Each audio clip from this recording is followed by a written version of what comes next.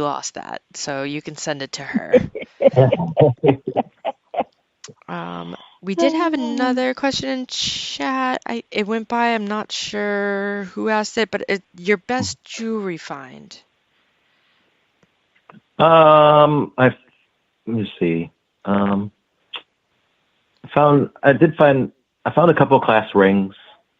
One was 30 years ago or so, and that was like full gold. That was like a 1945 class ring. It took me 2 years. I tracked down the owner of it, and she didn't really care about it. She didn't even want it.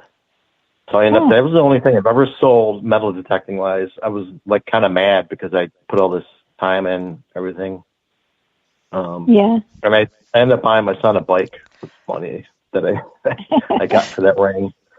But I found a class ring a year and a half ago, and I returned that to the woman who lost that was deceased. She was actually my wife's school nurse in high school, but her daughter was still surviving, and so I gave it to her daughter. So that was pretty cool. That is neat. Yeah. That is neat. I don't find much jewelry though. I'm in the fields and stuff. The only jewelry I really find is copper, like the poor man wedding bands. Wow. But one of these days you'll find the walk. You'll find the path. You'll find the carriage path or whatever, and I'm sure you'll find some pretty cool stuff. I mean, I found some brooches and stuff like that, but nothing super precious, But gotcha. Beautiful Victorian brooches or sash buckles. The sash buckles. They don't make them anything like they used to. They're so pretty, though. Some of them are so cool. Yeah, I've been on a button roll lately. I've found probably over 70 buttons this year, all early 1800s buttons. Wow. That one field alone, I found over 50. They're all like 1830s and before. So, which is your favorite button so far? Oh, that's a good question. I really like the military ones. There's one field I found like 4 different military buttons: a militia button, rifleman's button, Civil War button, naval button that actually Amanda identified for me. That had the eagle and the anchor on it. I have the Albert's book now, though, so. But I'll still message Amanda because she's a lot faster. She'll find it faster than me if I'm looking at the book. So. She's helped me out too. Yeah. Well, the thing is, so actually, my favorite button is a button I found last year, a livery button. Ooh. You've heard of? Yeah, that one surprised me. That's it's got a dog on it, and it's beautiful silver. That's my favorite button, really. Wow. That came out of nowhere. I found the livery, the dog button this year as well, last year as well, but it's going back to the property owner, and I'm like, oh, that's probably one of the coolest buttons. Yeah. Again, I got to get a 3D printer, and so I can make replicas for myself. Oh, that's a good idea. Yeah. I'm thinking about getting a tattoo of my button, not the livery, but the 4/1812 Naval Artillery button. That's neat. That's a good idea too. I know that the diggers have a couple of some of their first finds. Like Tim has, I think a gold coin he found and some other stuff on his arm. Oh, really? Oh. Yeah. I think we had a question. Let's see. And it's kind of close to one that we ask a lot. What's the weirdest, coming from Get That Treasure, what's the weirdest thing that has happened to you while digging? Oh, the weirdest thing that's happened to me? Mm-hmm. Oh, well, okay. This is kind of weird. So when I was a ultra runner, when I was running I attempted a 100-mile run in 2016. I made it 75 miles. I got cut off. But when you're doing that kind of stuff, I don't know if you ever heard of this, but you get deprived of nutrients and I saw 2 sunrises that day or those days, and you can hallucinate. So, I actually had on live once on a field around the corner here. It's like a little bit of flashback. It was kind of weird, but I hallucinated that a coyote was charging me. So. Wow. It didn't actually happen, but I saw it briefly, and I went, "Oh my god!" I was like on the live, and I'm like, "Guys, I just like thought I saw a coyote charging at me," and it was like a flashback from my running days. So that was kind of odd. That is freaky. Yeah. Were you out there by yourself? I was. It was just at like dusk, and I am coyote country, so yeah. But it was a very odd experience. And then Hmm. one live a few weeks ago, I had this is actually not a hallucination. There was a skunk that had sprayed behind me. Oh no. And I was like, I could smell it, and I'm like, okay. I kept looking back, trying to keep an eye on chat and making sure this skunk wasn't getting closer and closer to me. That was kind of a creepy half hour. Yeah. As long as you don't get sprayed, oh my gosh, that would be a nightmare right there. Yeah. Yeah. Well, everybody in chat was hoping for it, so. That's awful. They want to be entertained. I don't know. I guess that's entertaining, but that's a plight that the person that you're watching is in. That's not. Say goodbye to your car. Good luck going back. My gosh. Yeah, none of that is good. None of it. Oh. I've had a couple county sheriffs stop when I'm out detecting at night. They're just checking on me, making sure I was okay, and they see it at night out in the field, and that's kind of funny. But that is good, though. That's real good. Yeah. So, Amanda, I know you got another question for him. Yeah. Tim in chat would like to know what your oldest U.S. silver coin is. The silver. U.S. silver. I think it's 1853 seated half dime. Nice. Wow, nice. I found a seated half and a seated diamond. I think they were both 1853. That's my oldest. Huh.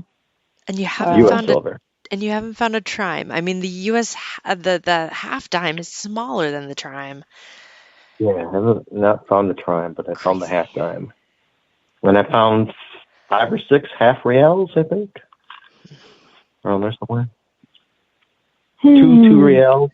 My oldest coin is 1775, a 2 real. Wow. And I thought that was a plate coin. I found it at an old schoolhouse, farm field where old schoolhouse was, and I found a 2 real. And then when I was with Brian, you're digging it, I found a half real on that same field in the snow with Brian. Dang! Wow. That was a fun time. I like when people are there. That's the fun thing about live is you get to share these moments. So if man. I love finding stuff when people are around, or my friends finding stuff when I'm around. And then TikTok Live allows you to have like company, even though they're not there. They're sharing, That's true.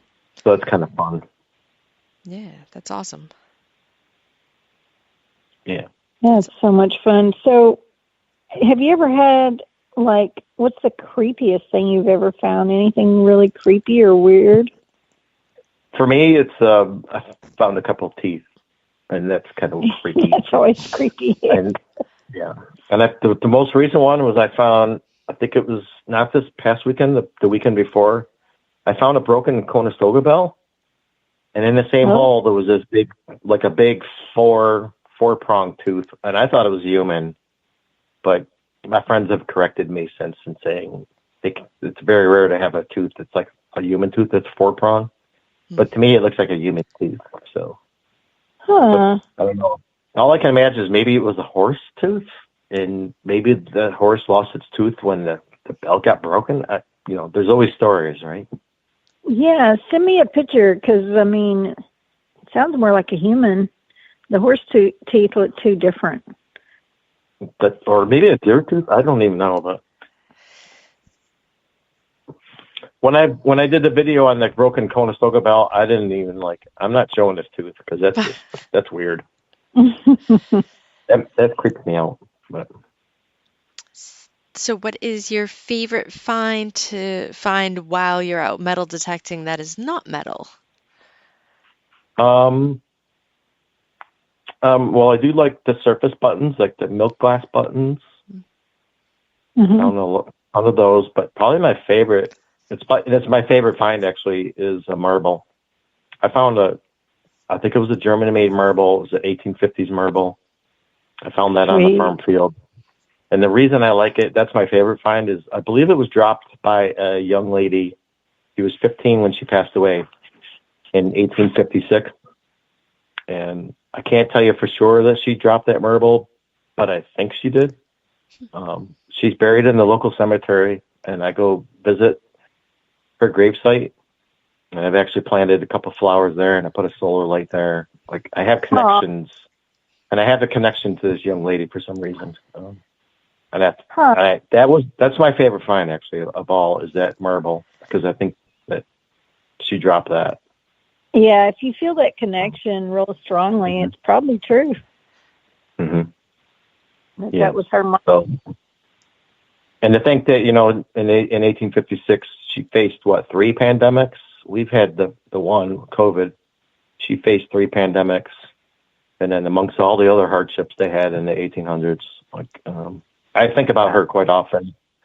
She actually lived right up the road from me. So I've never seen a picture of her, and I never will, but I always imagine, what was her life like? Wow. Yeah. Well, you're finding pieces of her. That's my favorite. Yeah, finding pieces of her life, which is pretty neat. Yeah. Do you guys, are you the same way, you guys? When you find something, you think about the person that dropped it? Oh, yeah. Yeah. It makes you, sometimes I have more questions, but it's fun to be able to connect it to the property that you're detecting or the area, and think about who last touched that or how they lost that item. All those different things run through your head. Yeah. For sure. Yeah. I mean, we're all going to end up in the same place, right? And then I don't know if people are going to find the remnants of us, Hey, what are we going to leave behind? All the stuff I pulled out of the dump. Right. Lots of marbles. I've got tons of marbles. Oh my gosh. And I've only bottles. found maybe 4 or 5 marbles. I would like to find more marbles. Come to me. Go to the creek. The creek. So, how do you go about doing any of the, do you do research on the areas that you're going to go detect? Oh, yeah. Yeah. I pull up old maps. I have access to maps from 1850 and 1874 on historic map networks, I think it's called. Historic MapWorks. Yeah. Yeah, there you go.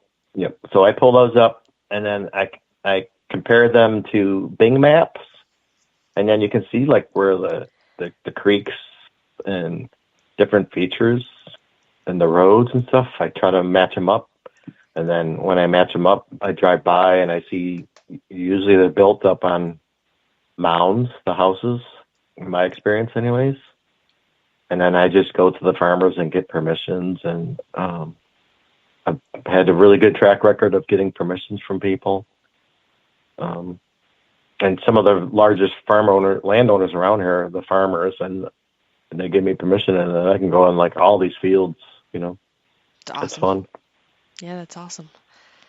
And research is one of the most, I don't know, for me is exciting, finding a site and then getting boots on the ground and then seeing the pottery and the glass that, and then surface buttons, and that I almost want to, I don't know, you start detecting and you find this stuff, and then you realize that the more stuff you find, the less stuff you're going to find later. Um,